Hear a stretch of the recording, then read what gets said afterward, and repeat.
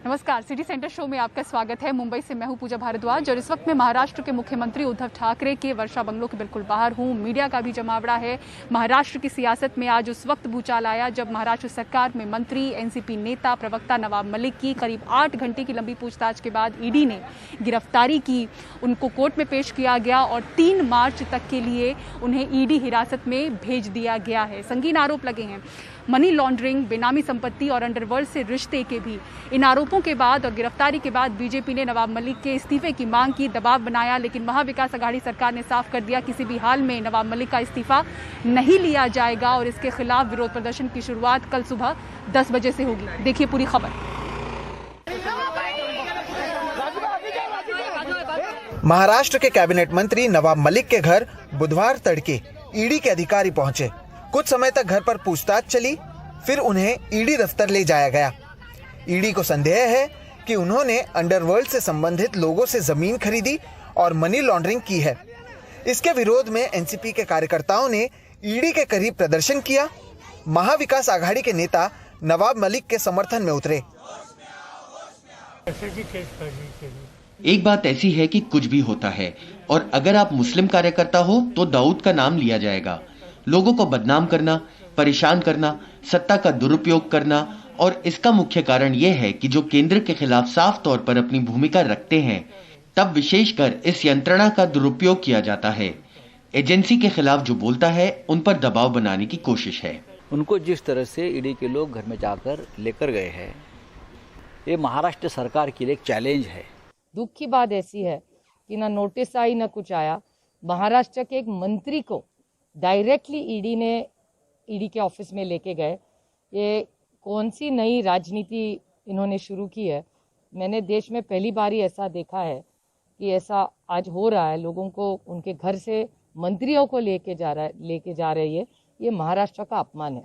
अदालत में पेशी के दौरान नवाब मलिक ने कहा कि उन्हें जबरदस्ती लाया गया है। उन्हें समन देना चाहिए था, लेकिन वो सीधे घर आए और उठाकर ले गए। बाद में ईडी कार्यालय में समन पर दस्तखत करने को कहा गया। नवाब मलिक की ओर से ईडी की पूरी कार्रवाई पर कई सवाल खड़े किए गए, तो वहीं ईडी ने दावा किया नवाब मलिक का अंडरवर्ल्ड की संपत्ति की खरीद में हाथ रहा है। 3 करोड़ 30 लाख की जमीन को उन्होंने महज 55 लाख में खरीदा। इसे नवाब मलिक के परिवार और उनकी नियंत्रित कंपनी ने खरीदा है और ये मनी लॉन्ड्रिंग का भी मामला है। अदालती कार्रवाई से अलग नवाब मलिक की गिरफ्तारी के बाद ही सियासी हलचल तेज हो गई। महाविकास आघाड़ी के नेताओं ने शरद पवार के घर बैठक की और उद्धव ठाकरे से भी मिले। ये तय किया गया कि नवाब मलिक से इस्तीफा नहीं लिया जाएगा। इस्तीफा उनका नहीं लिया जाएगा क्योंकि उन्होंने कोई भी गलत काम नहीं किया है। ये सिर्फ उनके ऊपर वो अटैक करते थे, विरोधी पक्ष के ऊपर, इसलिए जो है उनको सजा दी जा रही है। हालांकि ईडी की कार्रवाई के बाद बीजेपी हमलावर हो चुकी है।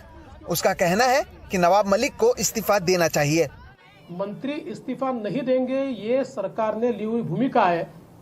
मुझे इस बात का बहुत दुख है। राजनीति का स्तर अगर इतना गिरेगा तो इससे बहुत एक बैड प्रेसिडेंट हम लोग क्रिएट करेंगे कि दाऊद जैसे देश के दुश्मन को मदद जिनके माध्यम से हुई, उनको बचाने के लिए और उनका मंत्री पद बचाने के लिए पूरी सरकार उनके पीछे खड़ी है। मुझे लगता है कि इसका देश को जवाब इस सरकार को देना पड़ेगा। लेकिन महाविकास आघाड़ी इस पूरी लड़ाई को राजनीति और कानून के बीच लड़ने का मन बना चुका है। केंद्र सरकार पर सरकारी एजेंसियों के दुरुपयोग का उसका आरोप पुराना रहा है।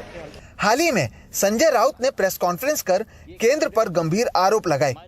नवाब मलिक से पहले महाराष्ट्र सरकार के एक और मंत्री अनिल देशमुख गिरफ्तार किए जा चुके हैं। केंद्रीय जांच एजेंसियों के रडार पर महाविकास आघाड़ी के कम से कम 10 नेता और उनके रिश्तेदार बताए जा रहे हैं। ये मामला अब केवल मनी लॉन्ड्रिंग का ना रहकर केंद्र बनाम राज्य सरकार का होता हुआ नजर आ रहा है और इसलिए पश्चिम बंगाल के मुख्यमंत्री ममता बनर्जी ने भी इस मामले में एनसीपी प्रमुख शरद पवार से बात की है। राज्य सरकार की ओर से फिलहाल केंद्र सरकार को जवाब देने की तैयारी शुरू है और केंद्र बनाम राज्य का यह मुद्दा फिलहाल खत्म होता हुआ नजर नहीं आ रहा। मुंबई से कैमरा पर्सन राजेंद्र दयालकर के साथ सोहित मिश्रा, एनडीटीवी इंडिया। और बलात्कार के आरोपी गुरमीत राम रहीम को हरियाणा की जेल से फरलो पर 21 दिनों की रिहाई के दौरान Z+ की सुरक्षा दी गई है। कहा यह जा रहा है कि खतरे के अंदेशे को देखते हुए सुरक्षा दी गई है। मोहम्मद गजाली की रिपोर्ट देखिए। 21 दिन के फरलो पर रिहा होने के हफ्तों बाद हरियाणा सरकार ने पंजाब और हरियाणा हाई कोर्ट में कहा है कि बलात्कार के जुर्म में सजा काट रहे डेरा प्रमुख गुरमीत राम रहीम जघन्य अपराधियों की श्रेणी में नहीं आते। उन्हें राज्य सरकार ने Z+ सिक्योरिटी भी दे डाली है। जो सिक्योरिटी है उसका फरलो से या जेल से वैसा संबंध नहीं है। व्यक्ति को कितना यानी उसकी सिक्योरिटी थ्रेट है उसके हिसाब से उसको सिक्योरिटी दी जाती है। कैदी कैद के अंदर रहे या फरलो पर बाहर आए उसकी सुरक्षा करना भी सरकार का दायित्व है। पंजाब में चल रहे चुनाव के बीच गुरमीत राम रहीम की फरलो पर रिहाई के सरकारी आदेश को चुनौती देने वाली एक याचिका पर हरियाणा सरकार जवाब दे रही थी। अदालत में सरकार ने कहा गुरमीत जघन्य अपराधी नहीं है और उसने जेल में कोई गलती नहीं की। जिन 2 हत्याओं में उसे दोषी माना गया है उनमें वो हमलावर नहीं है। उसने खुद हत्या को अंजाम नहीं दिया है। उसे इन हत्याओं की साजिश का दोषी पाया गया है। गुरमीत सिरसा के अपने आश्रम में 2 शिष्याओं से बलात्कार के जुर्म में 20 साल की जेल काट रहा है। बीते साल उसे रंजीत सिंह की हत्या के मामले में उम्र कैद हुई थी। 2019 में उसे 16 साल पहले एक पत्रकार की हत्या का भी दोषी पाया गया। आमतौर पर तमाम मामलों में मुखर रहने वाले राज्य के गृह मंत्री अनिल विज ने कहा कि उन्हें इस मामले की जानकारी नहीं है।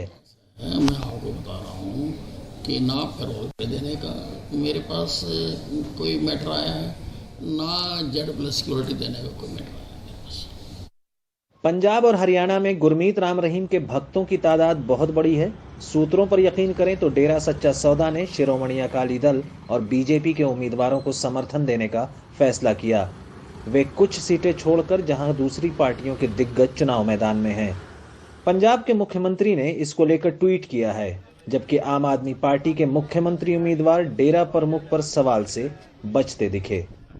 देखो सब मामला कोर्ट का मामला है, मैं की कमेंट कर सकता नहीं सर। मतलब कानून ने जे को पहला कोर्ट ने रिजेक्ट भी की बेल, ठीक है ना, उन्होंने मैडिकल तौर पर छुट्टी भी दी ते हुण जे पैरोल दी है तो इस में तो कुछ नहीं।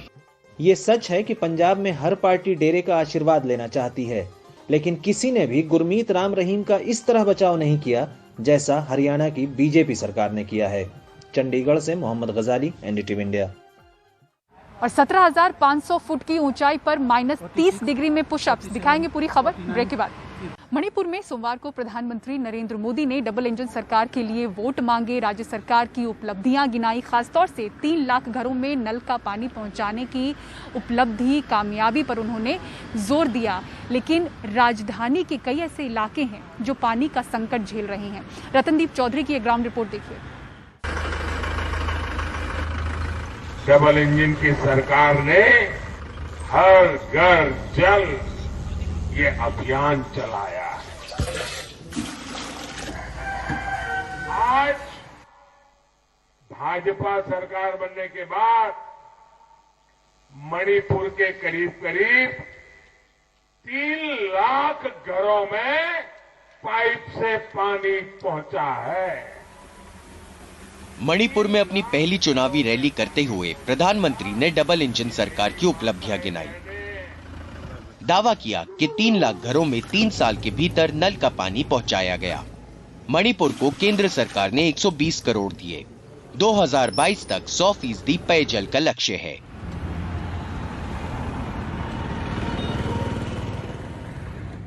लेकिन NDTV की पड़ताल में ये बात सामने आई कि संकट अब भी बहुत बड़ा है, वो भी राज्य की राजधानी इम्फाल के बीचों बीच। ये इम्फाल का दिमदिलोंग इलाका है। संजनथोंग की पॉश कॉलोनी से लगा है, जहां बड़े बड़े अफसर और पुलिस वाले रहते हैं। 50 साल के अमुमई गोलमई प्राइमरी टीचर हैं। रोज 7 किलोमीटर दूर जाकर पीने का पानी भरकर लाते हैं। बताते हैं कि बस पानी भरने के लिए उन्हें गाड़ी खरीदनी पड़ी। इससे पहले पानी खरीदने पर उनको 3000 का खर्चा आता था, अब 1000 का आने लगा है। यही नहीं, अब गाड़ी से वो दूसरे घरों में पानी पहुंचाते हैं और उनकी कुछ कमाई भी होने लगी है। पानी पहुंचाना मेरे लिए कारोबार नहीं है।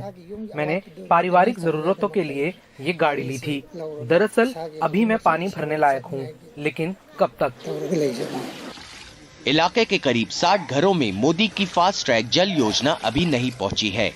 यहाँ 200 रुपए में 1000 लीटर की दर से पानी खरीदना पड़ता है। पहले इबोबी सिंह के 15 साल के दौरान ये मुद्दा छूटा रहा और अब बीजेपी को अपना वादा पूरा ही करना है। अराउंड 1 year बैक हमें उम्मीद है कि नल का पानी लगेगा, क्योंकि पाइपलाइन साल भर पहले लग गई है, लेकिन इसके बाद कोई प्रगति नहीं हुई और अभी हमें ये सुविधा नहीं मिल रही है।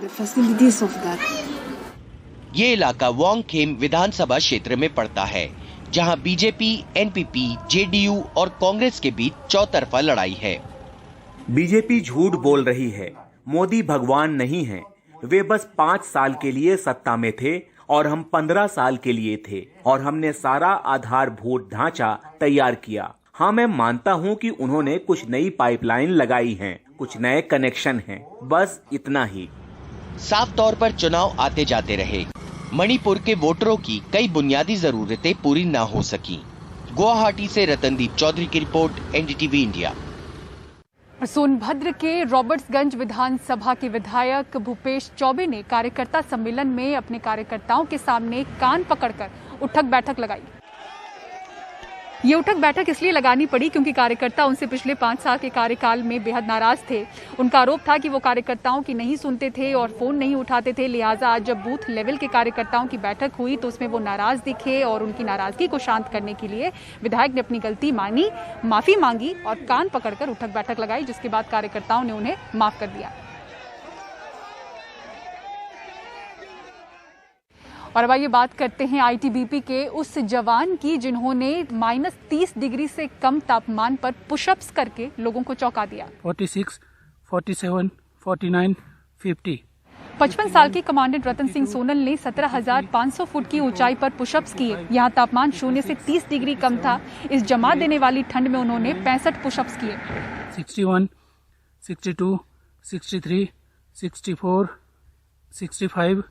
और शो में फिलहाल इतना ही। महाराष्ट्र के मुख्यमंत्री उद्धव ठाकरे के वर्षा बंगलो से पूरी टीम को दीजिए इजाजत। खबरों के लिए देखते रहें एनडीटीवी इंडिया। नमस्कार।